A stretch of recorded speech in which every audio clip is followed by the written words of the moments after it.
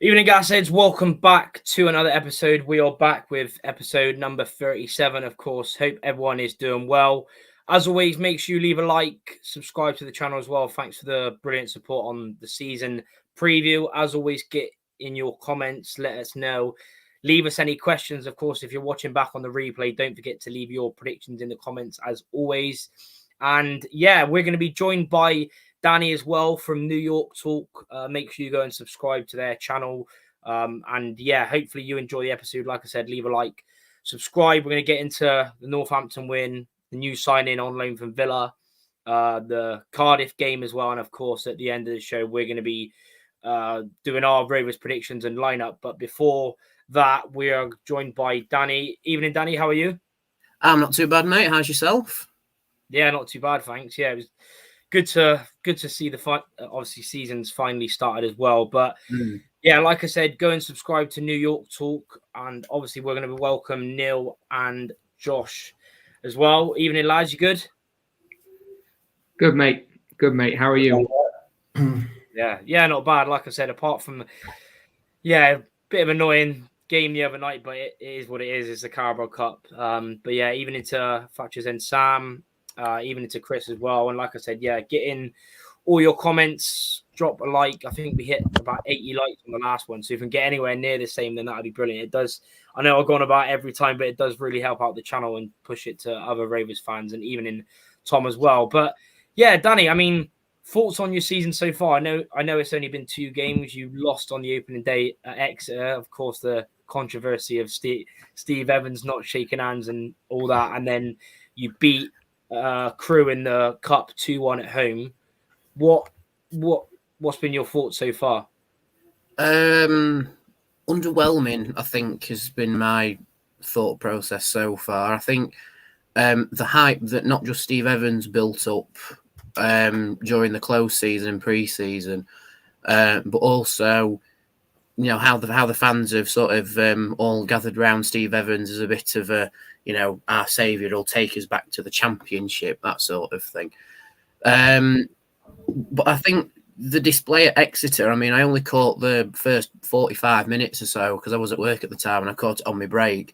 But I actually wanted to go back to work after watching the first half because it was so underwhelming. And then, of course, Exeter scored in the second half. And yeah, that's it. It was just underwhelming. And even against Crew, League Two opposition, who I think lost opening day to Barrow, I think it was. Even in that game, the first half, it was very lacklustre. And then they scored. And, we sort of made the right changes at times and sort of regrouped. And then we ended up winning the game. And funnily enough, the player that Steve Evans had dropped in Sam Nombe, who is an old Exeter player, he dropped him because apparently he wasn't that good in training, ended up scoring our first goal of the season and putting a man of the match performance against Crew. So, yeah, underwhelming so far. I just hope that some lessons have been learned quickly because we can't be playing like how we did against Exeter because after all the hype that was built up, it just fell flat on its face straight away. Yeah, it was a bit of a weird one. Obviously, I've seen all the comments. I watched your episode that you did as well, and it was quite a funny watch from an opposition fan. Just Steve Evans though. He's always been like it, and he is a great manager, but he's always been just goes on all the time. Whether it's even if it's a win, he'll try and moan at something, but that's what Steve Evans is like, I guess. Don't forget as well to use the Fan Hub code as well if you haven't already. In the going down at the bottom of the screen and follow the socials as well on Twitter and Instagram. Neil, have you got any questions or thoughts for Danny? Yeah, I suppose it was just we're still touching on the Evans thing, really, but considering the obviously manager that's come away from you, that now we've obviously inherited, and the one that you've just appointed, although you've had him before, the sort of difference in mentality and the difference in character and how that lends itself to your fan base was he a preferable choice? Is it what you was after, or is it what you were expecting, or has it gone down well, or is there some that have scratched their head and gone, no, he's not really for me, even though we've had him before and he's got us up? That's actually a really good question. I think he was the chairman's preferred choice, that's for sure.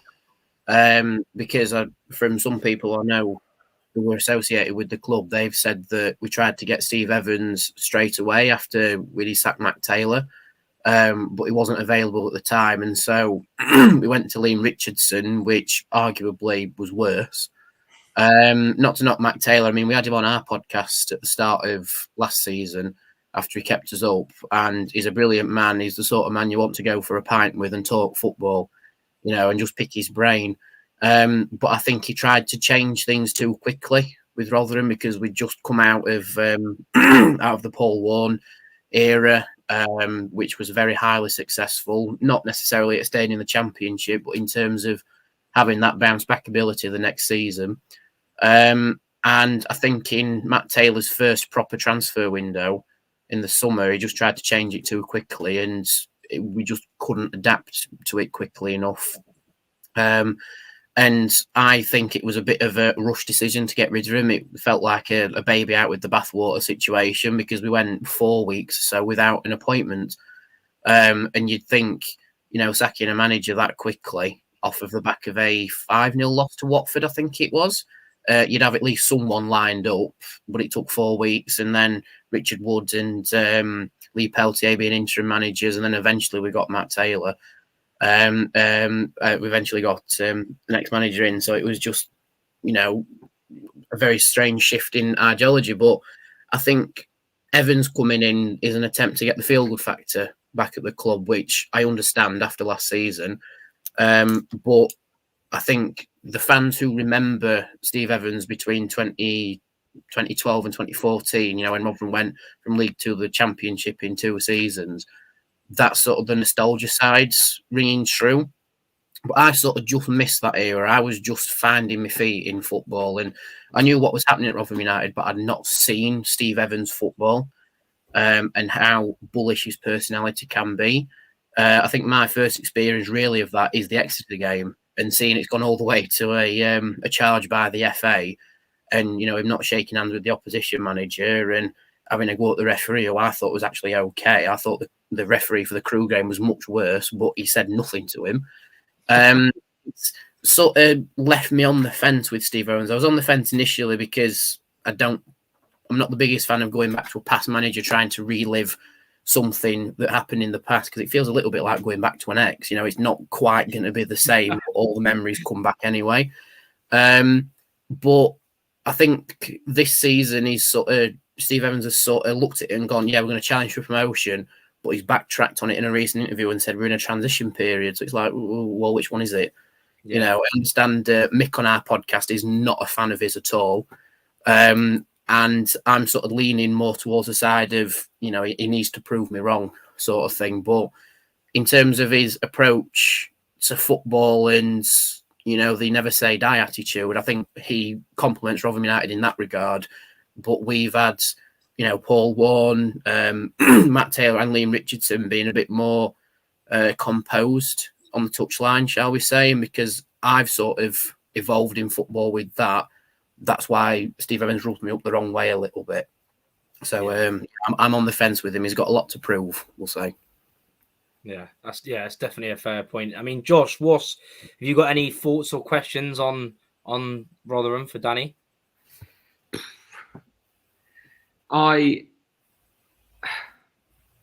Steve Evans is a weird one because all I can think about is the Joey Barton Steve Evans tweet. Yeah, what happened? Yeah. And beef. So I'll stay out of that one as best I can. He's a fantastic manager. He's just a bit of a knob. But we can't exactly speak, can we? Coming from Gasheads. With Barton, previous managers. My question would be, is it 16 signings now, Danny? Is it 16, 15, 16? Malik Wilkes makes it 14, I think, 14. For the summer. Fine. That's over the line as well then. What a player, by the way, on his day. Anyway, on his day. My question would be, you've signed some big names. You've signed a lot of players, but in your opinion, who is the most important player? We know that your big star player is going to be JCH or whatever because of what he does, but I would argue your defensive reinforcements? I just want to know, like, if you take the kind of wow out of it, who's the most important signing you've made this summer? Again, brilliant question. I think the most important player we've lost this transfer window is a toss-up between Victor Hansen and Ollie Rathbone. Victor's gone on to better things at Stoke City, and I wish him all the best. But Rathbone's switched to Wrexham, whether that's a higher wage thing or whatever. But it feels odd that he's moved sideways and not gone into the Championship in some regard. But, you know, taking the wow factor out of it, Clark Harris is going to be a key player. He's so close to, you know, breaking the duck of getting a goal. But in terms of importance to the squads, I would argue it's going to be Alex McDonald, who's a bit like Steve Evans' lieutenant from Stevenage. Because he's just sort of the all-rounder player. Like, you can say to him, play at right back and he'll do it. You can say play attacking midfield and he'll do it. So I think in terms of his contribution to the team as a whole, it's going to be him. But in terms of distribution in the midfield and getting the ball going, I'd say Liam Kelly from Coventry, because he plays like he's still in the Championship. That's been ingrained into him for however many years he was at Coventry for. But he went from League Two to the Championship with them. So he sort of understands how to progress within a team. And his passing ability was second to none against Crewe.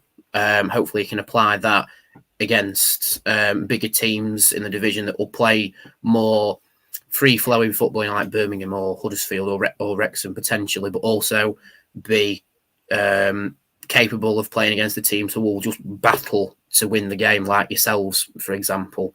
I think it'll be a fight on Saturday, and the scoreline's not going to be very big at all. So I would argue Liam Kelly is more crucial to how we want to play, but I wouldn't necessarily say he's a wow player because he's 34, you know. But his contribution is probably class. What's that? Sorry, mate. Yeah, he's like been around, Liam Kelly. Like you said, he's gone from League Two up to, you know, the Championship with Cov, and now, I think he's a brilliant. I think from an outsider's point of view, and one player who I wanted to sign with us, he was obviously never going to come with us for how well he did at a club lower down. But I think that Joe Powell is going to be really good for you. From what I've seen of him, he scored an unbelievable goal against us last year in the 4-1 hammering away at Burton. I think that's a really clever signing. I think he's probably one of the younger players you signed, because obviously, like you said, Steve Evans liked to get all the experienced players, you know, Rafferty, McDonald, Raggett, even Cameron Dawson. Dawson's another one that we were that close to signing, but Rotherham came in last minute, and because he didn't start for you in the league game either, did he? It was the former Charlton keeper that started for you. So Phillips, Dylan Phillips from the ex-Charlton.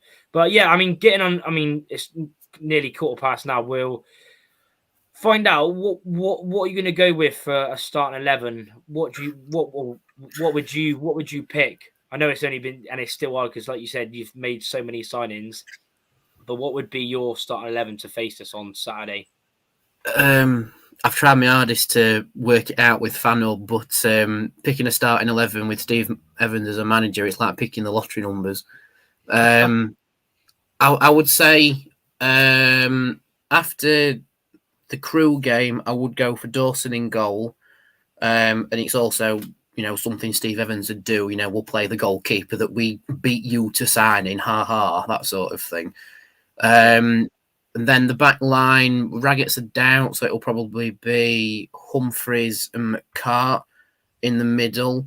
Probably McDonald at right back because Rafferty's a doubt as well. And then I'd probably put Reece James left back.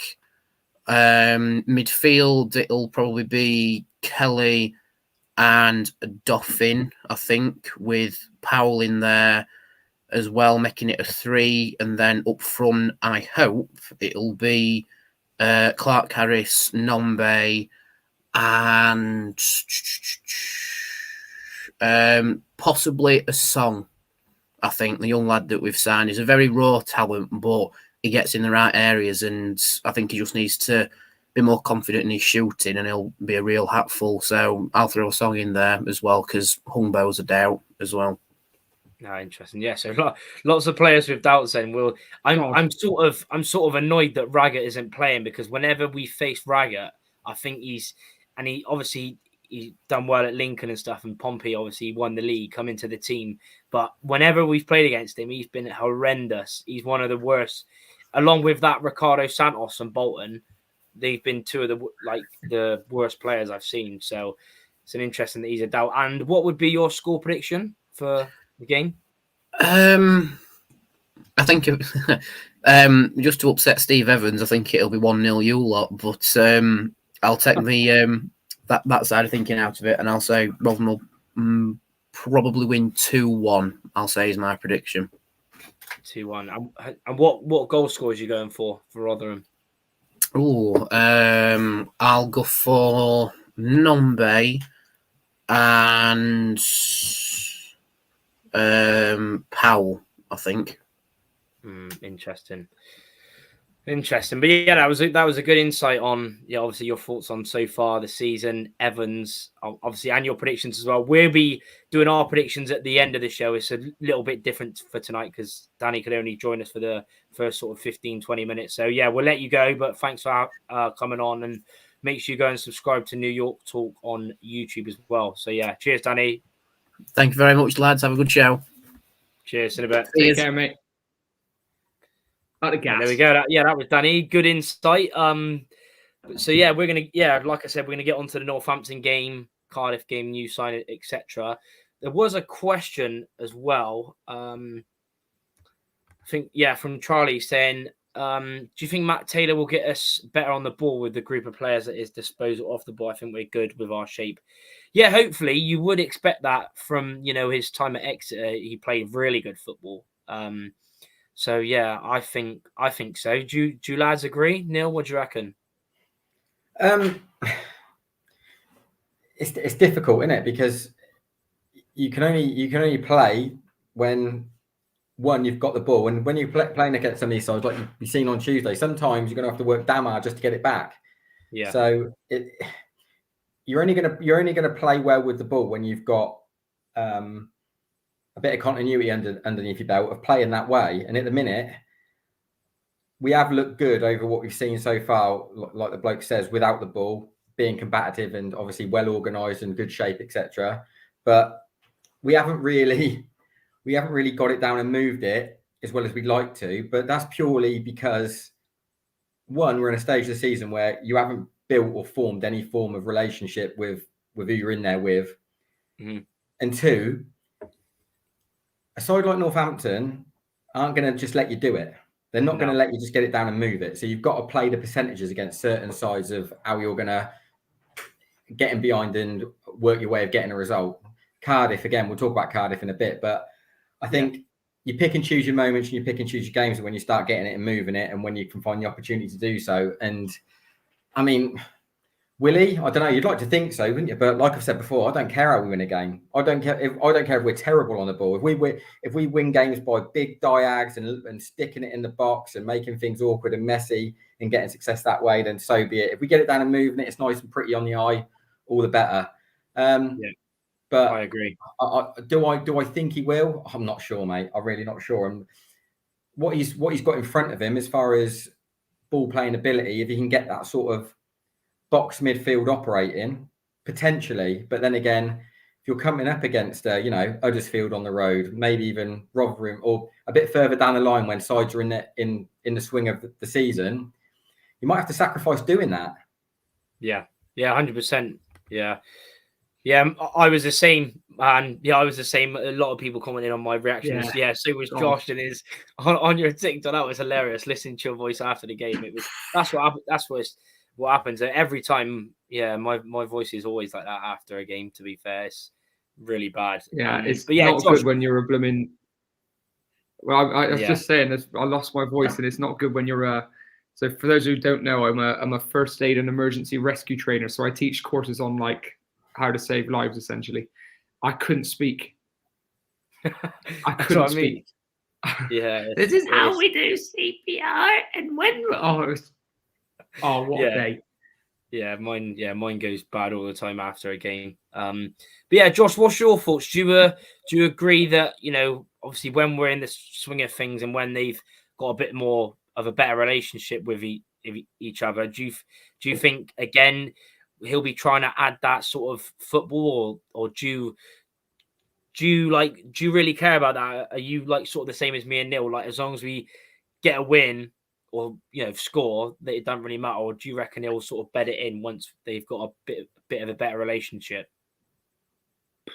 I'm in two minds, because I actually do care about that, because I don't want to sit for 90 minutes every week with like, oh well, this is just that Northampton game. All right, take Belongo's got was crap. It was just, there was no quality there. I don't want to do that every week. So I'm hoping, yes, that quality does come. So it's an entertainment sport at the end of the day. Of course, I would like that to happen. What I think, though, to kind of skimmy over it a little bit, is I think that Taylor has recruited players that can do both. Yeah, I agree. So you look at Taylor Moore, you look at Clinton Mola, you look at Lindsay, you look at Garrett. You've got players that can play the pretty stuff and then absolutely fly through you the next. So if we can tap into that, like we saw it on Saturday. If I'm looking for a performance of playing for the badge, it was Saturday.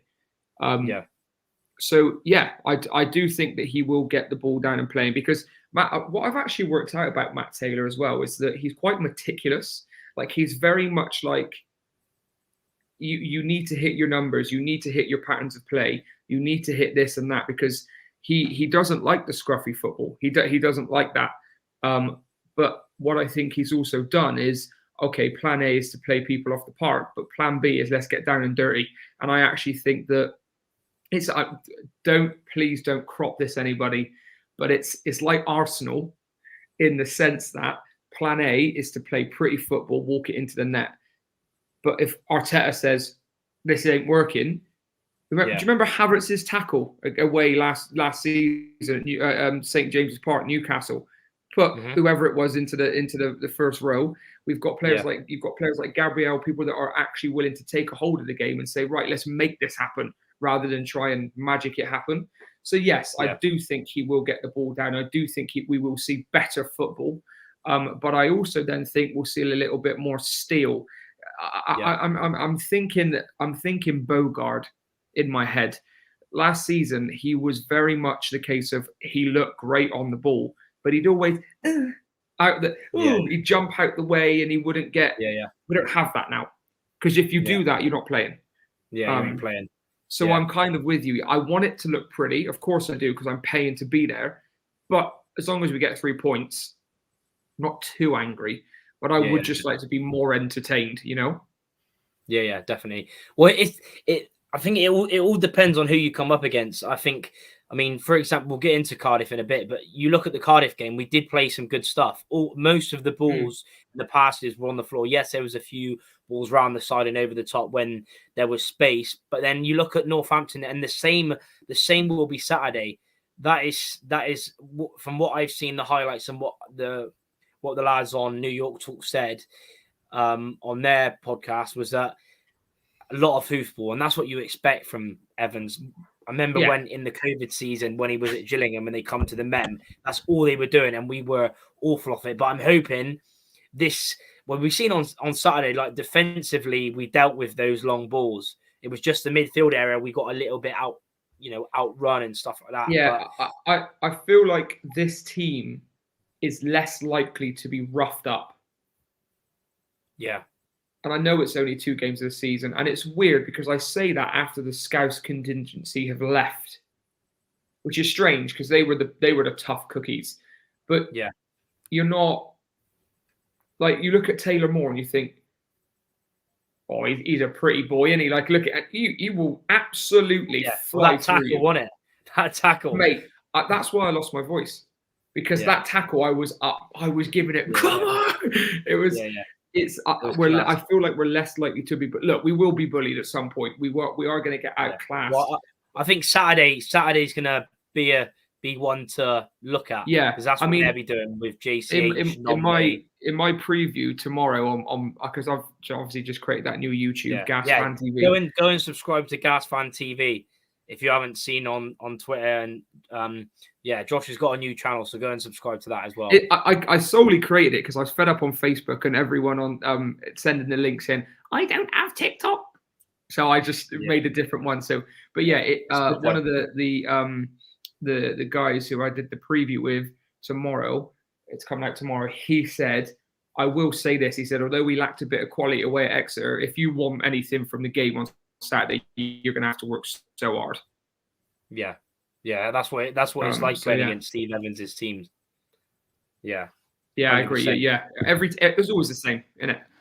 Yeah, I mean, getting on to the Northampton game, Neil, what did you make of that game? What did you make of it? I thought we were horrible for 30 minutes.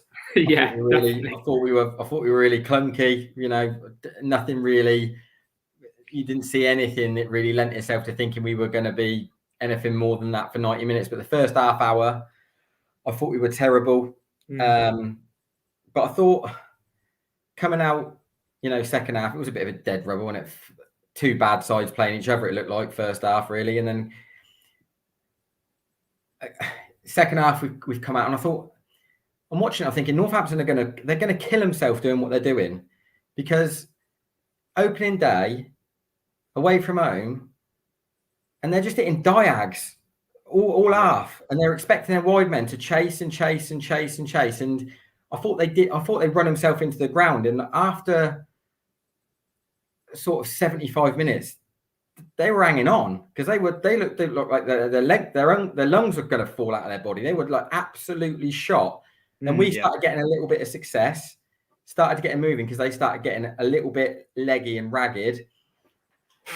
And then it was one of them, wasn't it, where I think on Saturday, our subs really worked for us. They really worked for us on Saturday, our subs, to the point where we just kept on overrunning and trying to sort of get overloads on Northampton in good eye areas, and getting good overloads on them, to the point where it run them into the ground, because of what they were doing with the ball was really careless. And then we got a little bit of fortune. I mean, the subs were clever in the sense that everything that we did as far as a substitute was always to move the ball forward. We never settled for doing anything. If we were going to get a point, we were going to get a point having a go. Yeah. And the direction was pretty clear. So if we're going to get it, we're going to move it forward, and we're going to move it forward with purpose. What got brought in there sort of late, give us loads of legs to get us moving around the pitch, and was really mobile. Got ourselves a bit of success off the back of, again, Macca's got minutes early off the bench, and like I said, about him being an intelligent player, he runs people into places you don't want to take him, and opens doors for other players. And then we get things like little ricochets and last-ditch tackles, which lead to corners. And then luckily we've got someone who, was able to be a makeshift centre forward due to the fact that no other than when you drag, you've seen over 2 games now, you drag Promise, you need some sort of threat to run in behind, because else you're screwed. Like everything has to change when he gets dragged. And thankfully, Belongo was willing to go and be a powerful direct runner in behind. Although he didn't have a clue, he was being a nuisance. Got himself a little bit of success, got himself in the box, got him on the end of something, and we win, and everything's all rosy. But really, if you'd have come away from 0-0 and a point, you'd been more than happy, wouldn't you? You'd have said that was pretty fair. We got the rubber to green, thankfully. Nicked one in the last minute.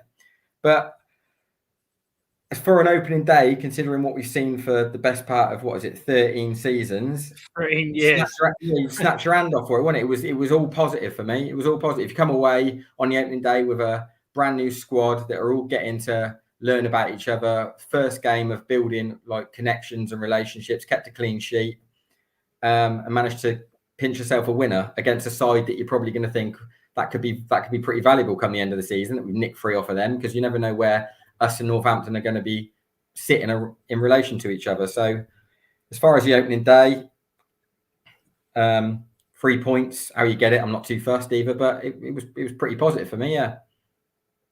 100%. Yeah. Keep getting in your comments, keep liking as well. There's over 50 people watching live, so keep subscribing as well if you haven't already. Hit the notification bell. And like I said, follow the socials and get on FanHub as well if you haven't already. Loads more people have joined as well, I've seen. So use the code right there, bottom of the screen, and you'll get in FanHub. Josh, thoughts on Saturday? I've obviously seen your reaction. People might have seen it as well. But what have you made of the game? What did you make of it? 3 points finally on the opening day. I mean, I said it in the vlog that at halftime, I tell you what, halftime, I walked past Chris Martin because he was chatting to his wife and saying hello to his kid. And I thought, God, we need you here. That's what I was thinking. Because I thought it just looked a bit naff. Like Neil said, that first 30 minutes, all that the people around me were saying, oh my God, here we go again. And I was thinking, this is looking a bit scrappy. Second half, I remember saying to my old man, they're tired. Northampton, they're tired. And I don't know where this energy comes from Bilongo, or people are calling him Bilongo now, but he just ran and ran and ran and ran. And like Neil said, he caused havoc. He had absolutely no idea what he's doing. He was like me playing five-side. He has no idea what he's doing. He's just happy to be there. And you could really see that. He was so happy to be playing at League One finally. I think Maka coming on, mustard. Now, not necessarily like, all right, he didn't show much with like quality, if that makes sense. He did, but it was more the willingness. It was, I remember he chased a ball and they're trying to see it out. And the guy checks his shoulder and thinks, oh my God, Maka, like, where did you? Because he literally he doesn't stop. Sprinted. And I think that energy is infectious. I do worry slightly going forward that the fact we're signing so many players, what does that do with Maka in the sense on the bench? Because you've got Lindsay and Garrett, they're your midfielders on the bench. Are you going to always have Maka? I think he deserves to be in the matchday squad because of 100%. What he just brings you. He brings you so much energy, and I call him the Wasp. Yeah, that should be his nickname, the Wasp. Yeah, I agree. The Wasp. He's everywhere. He's so annoying. He'll hurt you if you try. He's just a nuisance, and I love that. And like, what I like about him as well, and then this is not just a Maka preview, I promise, but it's like he's had a rough couple of years at this club. He's had some horrible things said about him by some fans, and that passion when that goal went in, he loves this club, and it was just nice for. Like Neil said, they're all gelling at the minute, but it was scenes, absolute scenes. They knew the importance of that. Like it was just, it wasn't a pretty game. Promise looked like he was absolutely blowing off of his haunches when he came off, but he put a shift in. He showed a bit of quality as well. And up front, I was thinking, Jesus Christ, he's a bulldozer. And I really like that. So, look, like Neil says, all positive signs. Were we great? No, we weren't. We were not great at all. Was there opening day nerves? Yes, there was. Did we know the weight of that game? Yes, we did. But I promise you now, pardon the pun, we lose that game usually. Yeah, I said that. I think I said it on my reaction. Or even on having a gas tonight, I said it. If that was last season, we lose that game. If that was last season, the pressure and the long balls and all that they were doing first half, they would have been 1 or 2-0 up, and we'd have lost that, and it would have just died. Yeah. So, I think it was like I said. I've done my reaction, but I said before on our last episode, right at the end, I said I don't care how we win, just win. I want to break the curse. I was like, what? 14-15 the last time we won on the opening day. Like, it's crazy. And for me, like I said, line up, I was surprised that Thomas started, but to be fair to him, he did, once he got himself in the game, he was, even if his end product isn't still there when it comes to the final shot or pass, he was still really, really annoying for them. He was really annoying. He's non-stop. Luckily, to be fair, most of his, because he was on corners all game, his only good corner come to a goal. Yeah, was the goal. Rest of his corners were poor, but he was first man. He's just so annoying to play against. So but yeah, like I said, I thought defensively, for all their long balls, they didn't really, apart from the dodgy bit when Griffiths in like the first few minutes left it so long to kick it and it rebounded off their play. I was like, Jesus Christ. I know. And like you said, everyone was like, especially when we made the subs, when Promise and Hutchinson come off, everyone was like, oh my God, what is he doing? I was like, just keep the faith, man. Keep the faith. And luckily, luckily, but I agree. First half an hour was really bad to watch, whether it was nerves or we just couldn't get, like I said, we were getting outrun. We finally made the change with it after about 25 minutes to bring Hutchinson deeper and play as like a free. And that really helps. And like you both said, they were just running so much Northampton, trying to split us. But Wilson, like I said in my reaction, like people said, for whatever opinion you have of him, that was probably, he has had some good games for us in the past. He was brilliant against Bolton away, Pompey away, but that game for like a full 90, yes, he's a head it and kick it centre back. It does get a bit frustrating sometimes when he hoofs it all the time, but defensively, outstanding. Taylor Moore, he was my man of the match. I think he was your man of the match as well, wasn't he? I thought he was. Yeah, I thought he was outstanding. I got a bit like people were saying to me, I think you've overlooked on Clinton Mola, and I actually said, I agree, he was class as well. Maybe I did actually. Yeah, he was class as well. Because this is what I thought it was down to, like.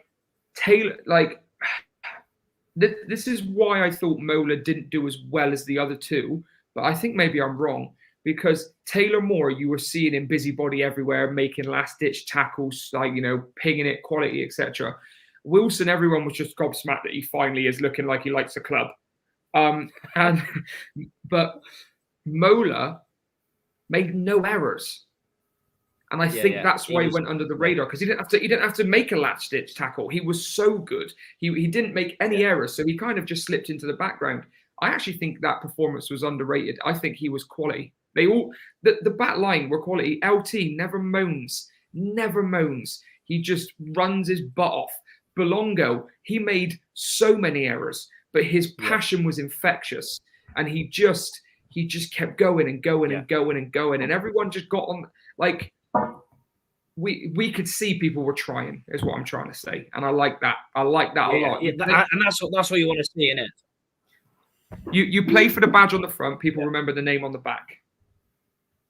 Yeah, and that's the thing. And like I said, I think half an hour though, I think without doing loads of amazing things, I think we pretty much controlled it. I didn't think Northampton were apart from the counter. Like I said this, apart from the counter attack and that shot at the end from Hoskins, they didn't really cause us much issues. And we controlled it without doing loads. I think I was promised that shot in the first half when he called it. I thought that was in. I think us in the south stand. I think everyone was celebrating. And I think he should have done better with the header as well. Second half from that ball from Thomas. I think it was Thomas or Maka. When he crossed it in, and I thought it was a deflection, but it just went wide. But also the only thing, obviously, apart from the first half an hour, which just annoyed me a little bit, is we need to shoot more.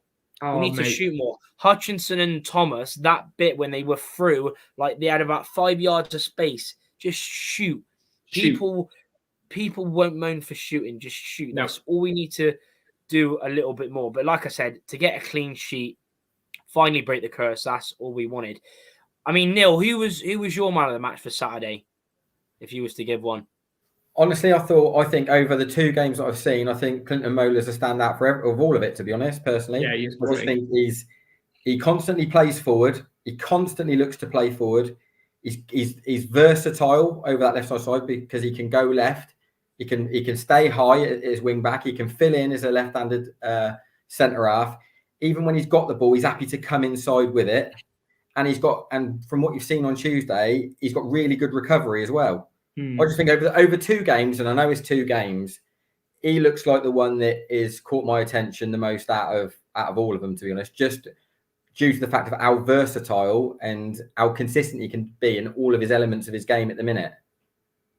Yeah, 100%. I mean, yeah, we'll get into Cardiff now. Obviously, even into Jaden, we'll get into obviously our team in a little bit. We'll talk about the Cardiff game and the new signing first, and then we'll get into our lineups, etc. Don't forget at the end when we do our predictions, I know there was might have been a few people that got the correct score and stuff. We'll get into it more of it next week because I was in a bit of a rush coming home from the centre of town. I've been on the radio, but I'll do that next week. But obviously, me and Josh obviously got was it 1 or 2 points I said for correct for win. I don't know, but we'll get onto it next week. I'll shout out the people who's got theirs right. Obviously, we'll see after Rotherham, etc. But yeah, keep liking, keep getting your comments in. I do think it was a corner. I had a bit of an argument with Northampton. Well, not really an argument, but I just thought it was, even from the south stand, I thought it was a corner. Yeah, it was all the way down there. But yeah, Tuesday. Neil, what did you make of the Tuesday game? You don't have to give loads of. Won't spend too much time. It is annoying to lose, but I'd rather have more of a run in the FA Cup, if I'm honest. But what was your thoughts on the game? Well, immediately I said to my man, it feels like Gateshead away again, doesn't it? In there. Yeah, that is the worst home support I've ever seen. I thought MK Dons would be still winning it, but that Cardiff support was embarrassing. I think we had the same amount as what they did. It was shocking. But I mean, it's like if we were to get, I don't know, Bromley at home in the game. It wouldn't be that bad. No, it wouldn't be that bad, but I half get it. I half understand it, but it when you got in there, you thought, Christ, this is weird, isn't it? Yeah. Mad. But, in COVID times. As far as the game itself, I mean, changes were expected, they were made, they were necessary, etc. It was, again, it's Tuesday's an extension of pre-season. It's about getting minutes into legs, essentially. Yeah. People that need them, people that are looking to build on what they've already got, whether that be starting or off the bench, etc. Like if you look at any of them changes, they weren't forced changes to try and make us go and win the game. It was about minutes. Get people in for minutes, really. I thought we were good for an hour as far as structure, as far as shape, as far as being disciplined. I thought it was an extension of sort of a better extension of Saturday. I thought we were really good with an hour considering the changes that were made. I think once it's evident, second half, you go into the second half and it's evident of what goes on there. I said about Saturday, the changes really benefited us and they hurt us on Tuesday. They really hurt us because they worked for Cardiff and they didn't work for us at all. And mainly, it's evident now if you play an half decent side with a bit of quality, you drag Promise, you're banging trouble because you can't get out. You can't get out if you haven't got him because he can stretch you and he's an easy out ball. You saw for the best part of the first half, if you can't go through the lines, if you can't shoot out to your wing back to come back inside again, and you've got to go around the corner, you've got three options of how you can get out with Promise because he's big and strong. He can pin you, he can roll you, he can go in behind. Lose all of that when you drag him. And we've got and even with, Martin back, you haven't got that option. You've got no one who can pin and roll and go in behind. So you can't get out to reset again. And then that leaves you with us getting leggy and getting tired. What we did really well first half was shut off all the avenues getting played out in that box midfield. I thought the boys in the middle did really well to cut off the pathways leading into players like Colwill. And then obviously come the hour, Promise ain't on there no more, however late that is, sorry. They start getting on the ball. Everyone sees that, we've got to deal with Shaw rather than Promise. We'll go 15 yards higher, start in position for the goalkeeper's higher. You can get Colwill in pockets. Then we start to get ragged.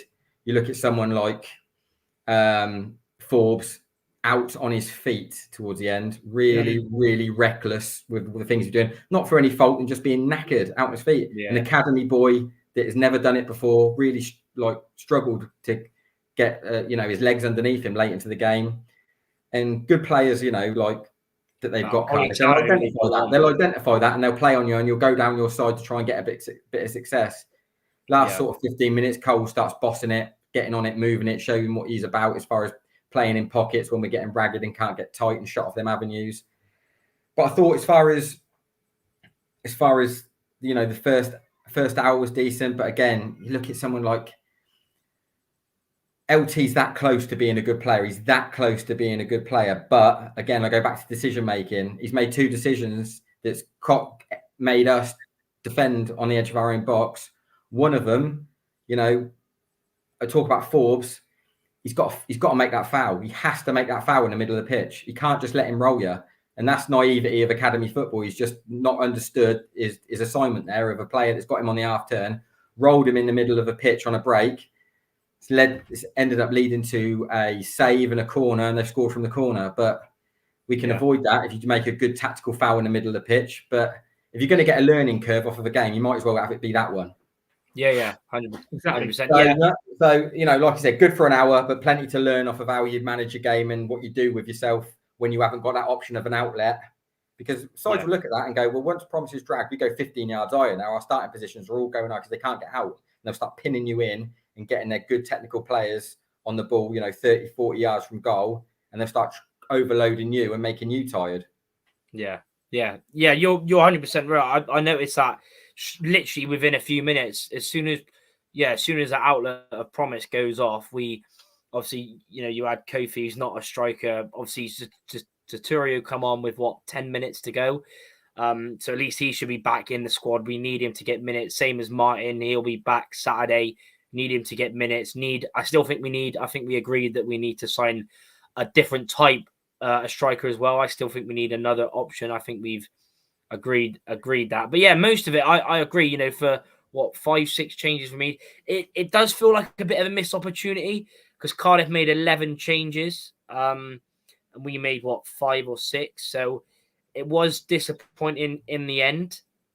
But yeah, I think, Garrett, I thought Garrett and Lindsay were brilliant. I thought all of them were brilliant, really. We just ran out of steam. We just, like that little bit of naivety and just a different option, really, for Promise, to be honest. But yeah, Garrett really impressed me, the way that him and Lindsay played in tight spaces. Well, Garrett is so good with his, quick feet. But yeah, Mola, again, I thought Mola was our best player. I thought he was out. He was absolutely cooked as well come the end. He was knackered, so that's why he went off. But yeah, I thought he was brilliant. But yeah, overall annoying, but I'm more worried about the league. Josh, what was your thoughts on the game? Other than financially, I don't care that we're out of it. I really don't care. I put a tweet where we lost, and they said, "Oh, Rovers exit," and I put, "Oh no." Anyway, who cares? But I will say, for that first half, I thought Promise was outstanding. Genuinely, there was a moment he pinned the centre back, rolled it forward, swiveled, and played LT through. Just literally like it was. I thought he was quality. I don't care. I'm surprised at Matt Taylor's interview, actually, because he was really adamant, like we should have won that. Which I thought fair play to the guy, because some people see it as like a training game, like Neil said, it's an extension of pre-season. Matt Taylor didn't see it like that, so I'm impressed. I remember seeing the lineup, and I remember thinking to myself, Christ, we've got depth. Yeah, that's impressive. I tell you what, right? It brings me back to this again. Now that Sotirio and Martin are back, what 2 players are going to miss out on that bench on Saturday? Because anyone is going to be fuming. Yeah. That's because they're coming back. That's the good. Yeah, that's what I mean. I think the thing is, like you said, it's a good headache to have. But like you said, who does miss out? I think it's really tough to say right now. I don't know. I'd probably say I'd probably say Kofi Shaw. Yeah, based on his but I'm on about inexperience. from Saturday. He wasn't in the league. He wasn't in the Oh, yeah, yeah. league squad. Yeah, even So it will Saturday. be. I'll tell you, it'll be Macca. McCormick will lose out because you can't not play your championship loan player and your big Rotherham guy. It will be McCormick, which is, I don't know. Tough, Like innit? I know this sounds stupid because it's like we need players to compete and stuff, but you're gonna have 3, 4, 5 players who are good enough, and they will be missing out. Like that's the problem with having such a big squad. Like, Yeah. and I know if injuries and stuff, I get that, but it's you don't give Satiru the number 9, the number 10 shirt, and you don't welcome back a player like Chris Martin, the pedigree he has, and they're not. You don't think they're going straight on the bench. So who drops out? Yeah, it's tough. But yeah, it's tough. To answer your question about the EFL Cup, I could not care less. FA Cup, yeah. I don't care about the Carabao. Who cares about that, mate? Yeah. I was just happy that, well, hopefully we didn't get any injuries. We'll see come the press conference and whatever. But yeah, it's definitely going to be interesting, when you look at subs and who's going to be missing out. But getting on quickly to our new signing, I know I've done a little bit of research for the video and watched highlights like you do. But Neil, what do you make of signing this new left back? He's only made 8 Football League appearances, so still really young. He has got a good pedigree. Currently plays for England under 19s. But what do you make of that signing? I don't know if you know much about him at all, but what do you make of it? The competition for left wing back with Belongo. What do you make of it? My thoughts on that is my limited knowledge on the fella. I don't know nothing about him. Don't know anything about the fella, but obviously George Friend and co have identified a target of an age from a certain area and development side of things that they're looking to pick from their portfolio of players, and they've gone and got that sort of mold and profile of player again. So I haven't got a problem with the strategy, but don't ask me what I think of the player because I've got no idea what he's about. I don't. I've got a clue. Yeah, that's fair. That's fair enough. Yeah, I mean, for me, like I said, I've obviously all I was doing is watching clips of him, and I watched a few Arsenal podcasts on YouTube and Villa ones. Obviously, he hasn't played for Villa yet. I think he's obviously been there in pre-season, just gone. But he signed, like I said, he signed for them in January, like pretty much deadline day. Fabrizio was announcing it to him, to Villa, here we go and whatever. But from what I've seen of him and his clips, what he's already done, if you play an under 23s team at 16, you've got to have something about you. If you've been on the Champions League bench for Arsenal and in the Premier League bench for Arsenal, you've got to have something about you. So he does look exciting, very attacking. He apparently loves it inverted cross as well from left-hand side. He does look really exciting. I'm expecting, if it goes to plan and if it goes well, I'm expecting him to be a really exciting signing. And like I said in the tweet when I did my video, to get fans off their seats because he looks really, really attacking. But Josh, what do you make of it? You might know a little bit about him if you're an Arsenal fan and if you watch the obviously Academy boys. But yeah, what do you make of it? Yeah, so obviously being an Arsenal fan as well and being surrounded by that everywhere. I do actually know a fair amount about him, which sounds a bit weird because I've only watched him play for us during pre-season because he hasn't made his. But we went on the American tour when he went on the American tour last year. Mate, he's absolutely rapid. He came on tour with Timber during Timber, and they were just alternating from starts and stuff and coming off. He looked absolutely quality. When it comes to technical ability, technically he looks unreal, brilliant. But I can't mention him on the senior game because when he moved to Aston Villa, but I will tell you now, if you want to know what people think about him and you want to know how highly he is rated, go back to when Arsenal Academy tweeted that he'd left the club to join Villa, and you'll see the replies, mate. it was pretty much the same as when Amari Hutchinson left Arsenal to join Chelsea. It's snake emojis, Villa pipping us to our best talent, etc., etc. Unai Emery asked for him specifically. Yeah, mad. That's what I mean. It does look good. So let's hope he can do really well. But yeah, I'm really excited about this. But I did have a Plymouth fan say he's shit. I've seen some Plymouth fans said he's shit. Yeah, but the thing is, but even the thing is that like League One and Championship is so different, and also that was his first time playing men's football. So hopefully, with it being a step down in League One, and I think it should be good competition. Him and Belongo, it should be fun watching. Who plays and stuff like that. But the thing is as well, if you haven't seen him, because most fullbacks are pretty small, aren't they? Like 5'8", 5'7", 5'9", but he's actually tall. I think he's either 6 foot or 6'1", so he's tall. He's 6 foot. He's 6 foot, like 0.9 or something. Yeah, 0.9. But he's tall. So let's see how he gets on. It'd be interesting to again him. Will he make the squad on Saturday? You'd have thought so because we played. Of course he will. And that's another thing. So Sousa, Satiriu, Martin.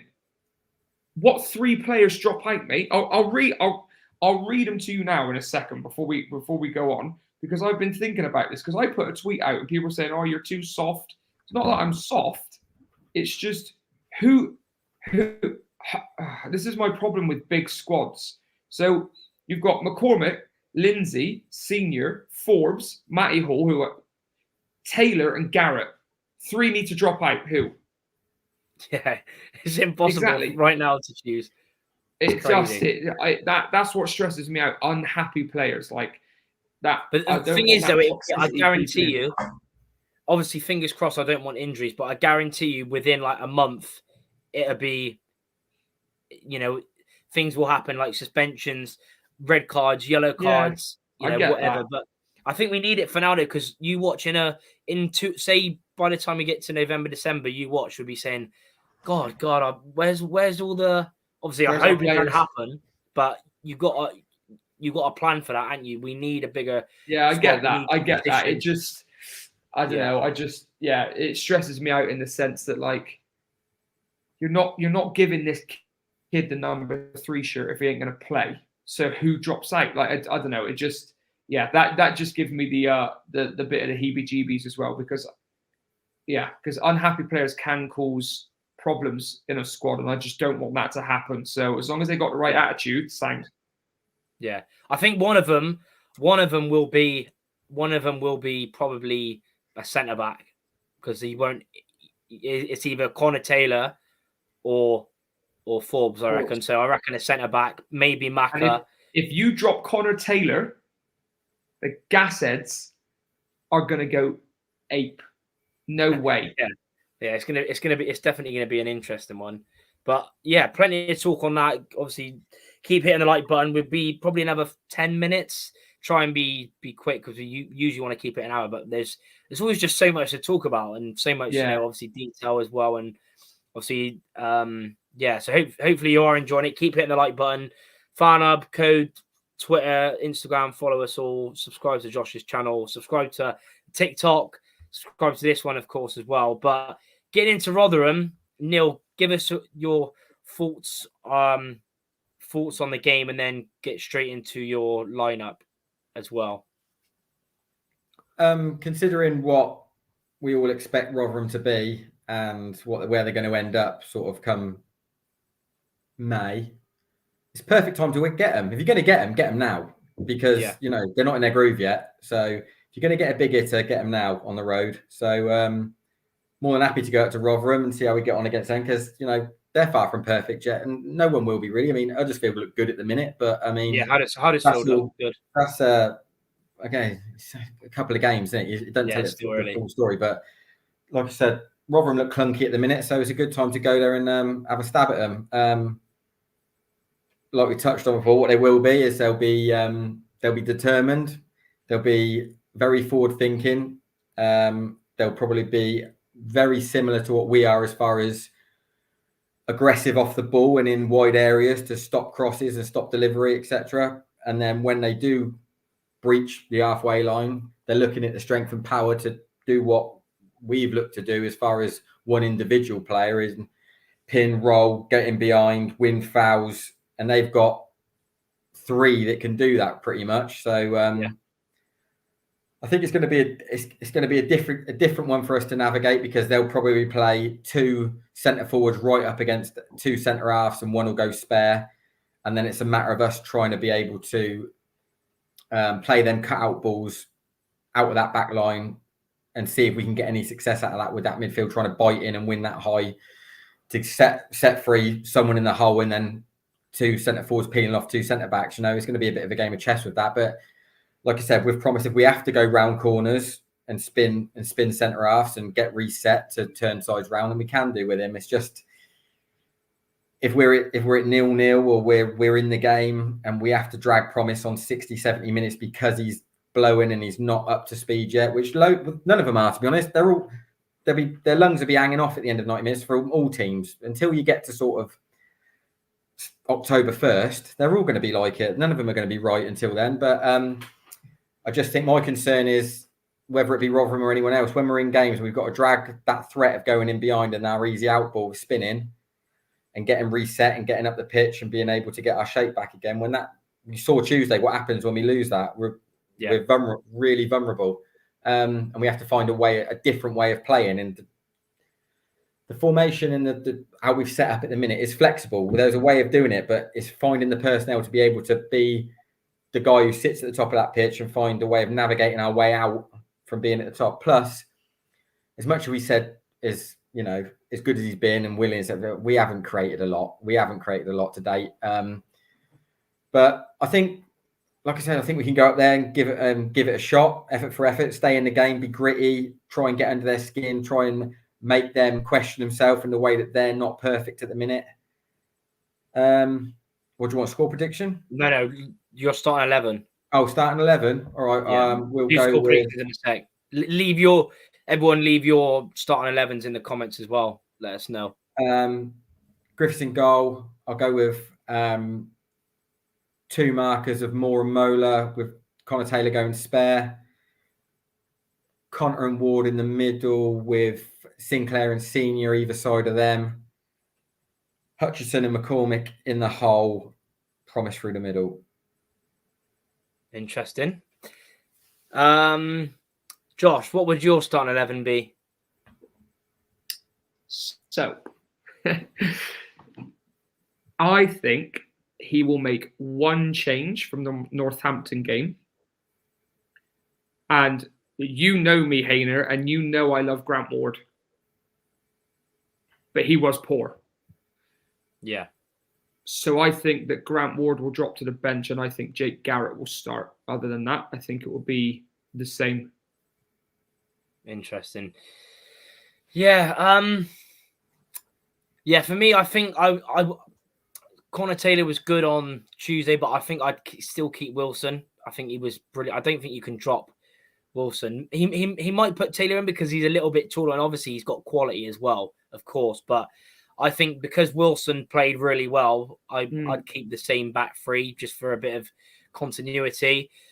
My midfield 2 would be Conte. I think we'll really need it to be on it, from the start, because a physical midfield. I think that's where it'll be won and lost, I think, in midfield on Saturday. So I'd go Conte and I'd go Lindsay. I'd go Lindsay to start against his old club. Yeah, true. Actually, that could be a shout. It's annoying because I really want Garrett to start. I thought he was brilliant, but it's annoying. We've got so many. But then he can also be good coming off the bench, because he didn't come off the bench in the league game, did he? So I think bring him off the bench. So yeah, Conte and Lindsay, and then I know Ben Dowsey never heard the words like can't drop Wilson. I know it's crazy. But yeah, I'd start him, and then. The thing is, to me, is who do you play in the 2 behind Promise? That is, or who do you? I'd probably go Hutchinson again, but I'd have him sit as a 3 from the start. I wouldn't have him like as a 10 behind Sinclair. And we can't hide as well from the fact that he was also poor.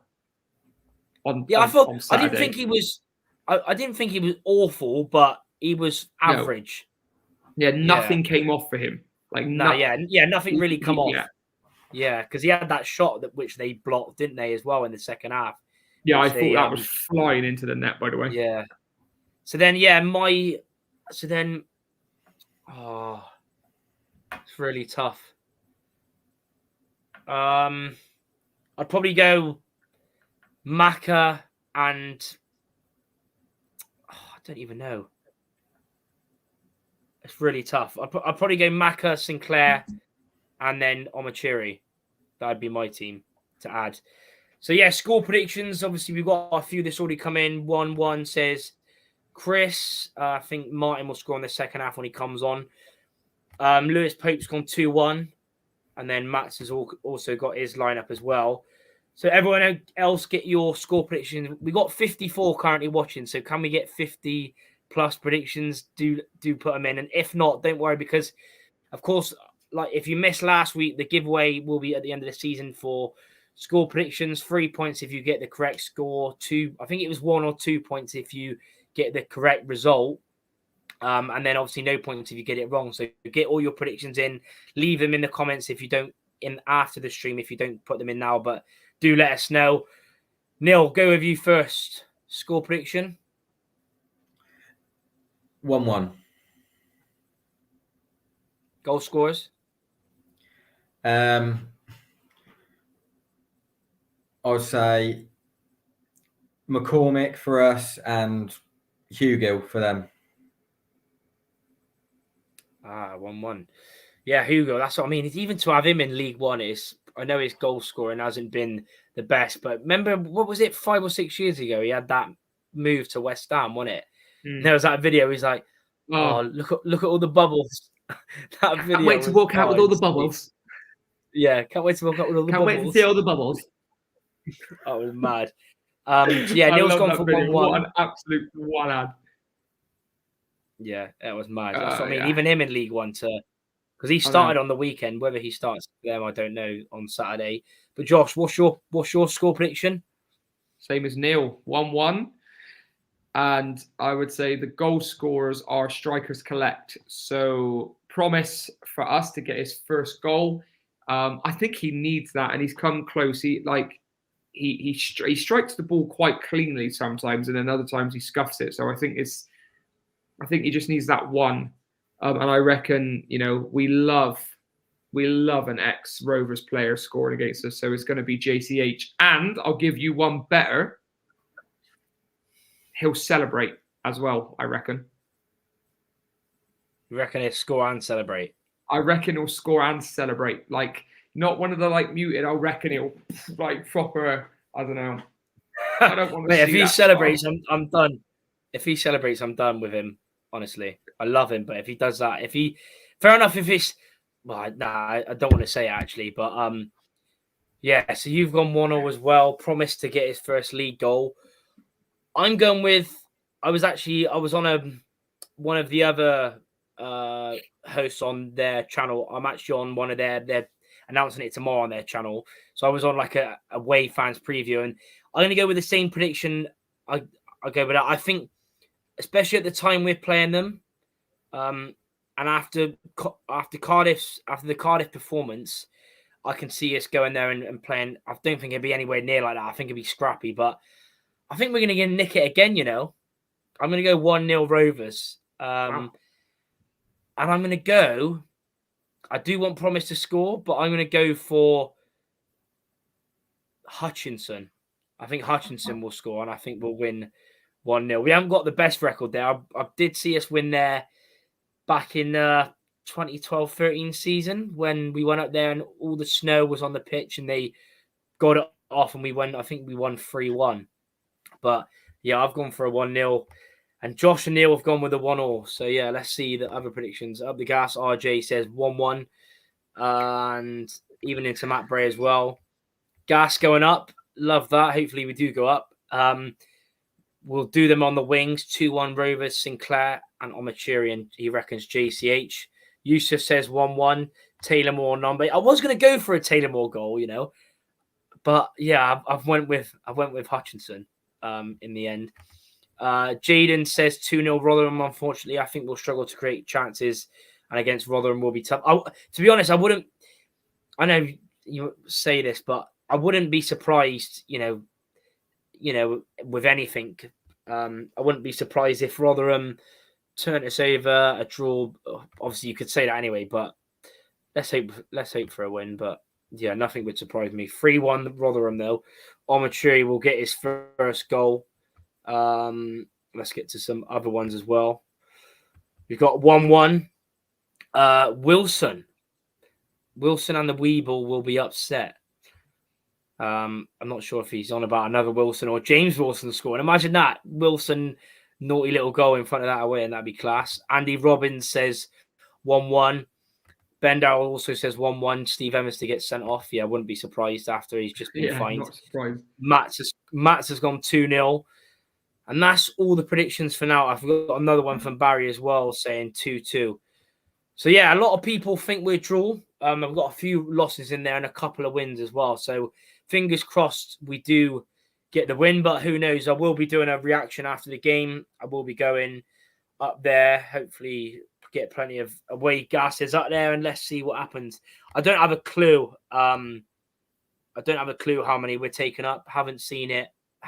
Do not have a clue. Should imagine it'd probably be around 500-600 if I'm guessing. Yeah, I'd say so. I think it may be a little bit more if we'd have beat Cardiff. And thing is, as well, you got 3 away games in a row, aren't you? Cardiff, Rotherham, Stockport. It don't get any easier, and it does get expensive. So yeah, it's 3 away games. But yeah, we are going to end this. Thanks to Josh and Neil as always. We will put out we'll put out the score predictions as always Saturday morning on the Twitter and Instagram. Do go and follow the Talking Gas podcast on that Instagram, Twitter. Follow Josh and Neil.